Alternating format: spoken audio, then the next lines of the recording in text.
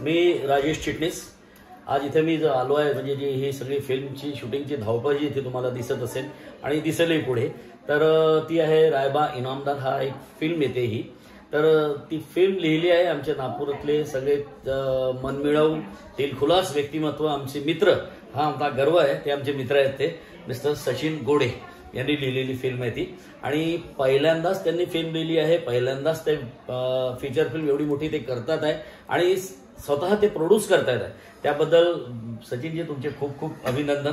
या क्षेत्रात तुम्ही आलात आणि उत्तरोत्तर अशीच तुमची प्रगती हो ही माझी सदिच्छा आहे. आणि फिल्मला सुद्धा उत्तम प्रतिसाद मिळेल, कारण की जी आता त्यांची गाणी त्यांनी मला जी ऐकवली ती ऐकली मी. आणि स्टोरीबद्दलही त्यांनी मला थोडं बहुत सांगितलं. पण ती सत्य घटनेवर आधारित फिल्म आहे, पण आपण सगळ्यांनी ती बघावी आणि लवकरच ती आपल्या पुढे सगळ्यांपुढे येईलच. तर मी तर बघणारच आहे, तुम्ही सुद्धा बघा.